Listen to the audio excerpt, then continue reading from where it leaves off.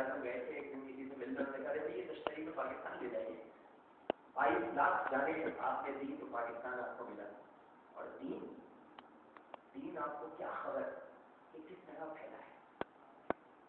آپ کے اس نبی اقدس پر جس کا آپ ذکر کر رہے ہیں، جب سجدے میں ہوتے تھے تو ان کی پیٹھ پہ اوجڑی ڈالتی جاتی تھی اونٹ کی، اور اس کے بوجھ سے وہ جھکے رہتے تھے. چاہتے تو نبی سجدے کے سر اٹھا لیتے. کیا میرے پیارے نبی کی پیٹھ مبارک میں وہ طاقت نہیں جو اوجڑی کو اٹھا کر پھینک دے؟ لیکن وہ جھکے رہتے تھے اللہ کے حضور سجدے میں کہ اے اللہ تیرا اگر یہی فیصلہ ہے تو مجھے یہ بھی قبول ہے، لیکن تیری بارگاہ میں میں سجدہ کیے ہوئے اپنا سر نہیں اٹھاؤں. اور پھر ننگے ننگے ہاتھوں سے جناب سیدہ تشریف لاتی تھی بی بی فاطمہ، اور وہ جو ہٹایا کرتی تھی.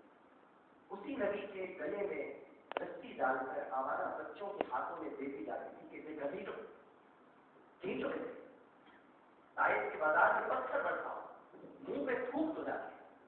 وہ چہرے مبارک جسے دیکھ کر چاند چھپ جاتا ہے، اس چہرے مبارک پر عتبہ شیبہ ولید مغیرہ یہ تھوکا کرتے تھے نا اس میں.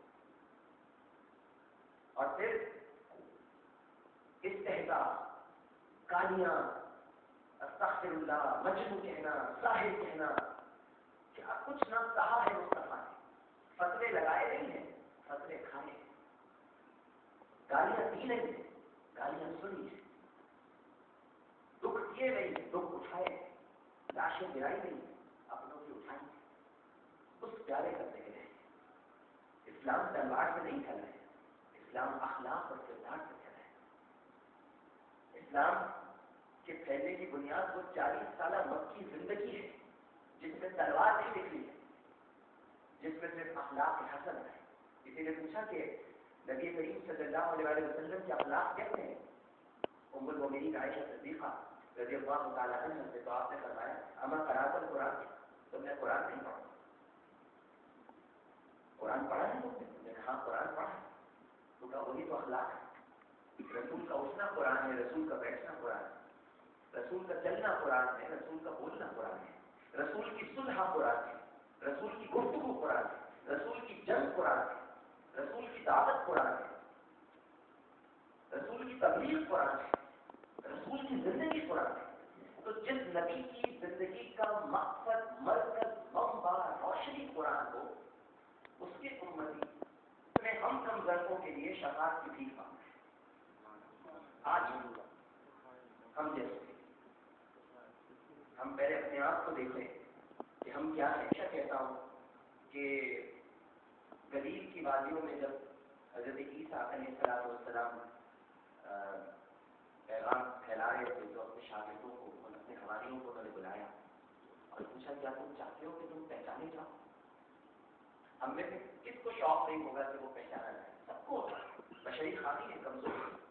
ہر انسان کو یہ شوق ہے کہ وہ پہچانا جائے، اپنی ذات سے پہچانا جائے، اپنی شہرت سے پہچانا جائے، اپنی دولت سے پہچانا جائے، اپنے علم سے پہچانا جائے. جو بھی اس کے پاس صلاحیت ہے ہر انسان دنیا میں اس لیے آتا ہے کہ وہ پہچانا جائے.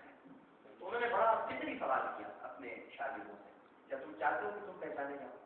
میں نے کہا بالکل چاہتے ہیں، بالکل ہم چاہتے ہیں کہ ہم پہچانے جائیں.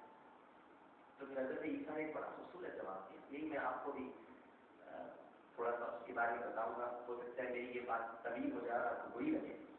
تو حضرت عیسیٰ علیہ السلام نے کہا کہ اگر تم چاہتے ہو کہ تم پہچانے جاؤ تو پھر ایسے ہو جاؤ کہ تم سے میں پہچانا. اگر آپ اس جملے میں اس کی گہرائی میں جائیں پھر ایسے ہو جاؤ کہ تم سے میں پہچانا جاؤں، یعنی تمہیں دیکھ کر لوگ بے اختیار کہہ اٹھیں کہ ہاں یہی عیسیٰ کے شاگرد ہو سکتے ہیں. تو کیا ہم ایسے ہیں کہ ہمیں دیکھ کر بے اختیار کوئی کہہ اٹھے کہ یہ محمد کی امتی ہے؟ ذرا غور سے اس پر غور بھی کیجیے گا اور جواب بھی دیجیے گا. ہم تو وہ ہیں جو انسانوں کو زندہ جلاتے ہیں یا نہیں جلاتے ہیں. کسی یہودی نے تو آ کے نہیں جلایا نا طاہر پلازا میں 7 لوگوں نے، کسی غیر مسلم نے آ کے تو نہیں جلایا نا. آپ اور میں کوئی مسلمان ہی تھا جس سے پہلے کنڈی لگائی اور بعد میں تڑپنے اور چلنے کے لیے چھوڑ دی. تو کیا اسے دیکھ کر یہ کہا جا سکتا ہے کہ یہ محمد کا امتی ہے؟ وہ محمد صلی اللہ علیہ وسلم جنہوں نے گالیاں سہ کر دعائیں دی، ابو سفیان کے گھر کو جائے امان بنا دیا، ہر ظلم کرنے والے کو موت वहशी जिस ने आपके चचा के सीने में बर्छी मारी और जिसकी वजह से आपके चचा का कलेजा निकालकर हिंदा ने चबाया, उस वहशी तक को मुस्तफा ने माफ कर दिया। और हिंदा जब सामने आती थी तो आप ये फरमाया करते थे कि मैंने तुझे माफ तो कर दिया है, लेकिन ऐ हिंदा में बशर भी हूं। देखिए हमारा ईमान है कि रसूल बशर भी है, ये हमें बहुत जरूरी है हमें मानना। अगर हम ये नहीं मानेंगे तो हमारा ईमान नकारात्मक हो जाएगा। हमें ये कहना पड़ेगा कि अशहदु अल्ला इलाहा इल्लल्लाह वहदहु ला शरीक लह व अशहदु अन्ना मुहम्मदन अब्दुहु व रसूलुहु। बंदे और रसूल, तो हमें उनकी बशरियत का इकरार करना पड़ेगा।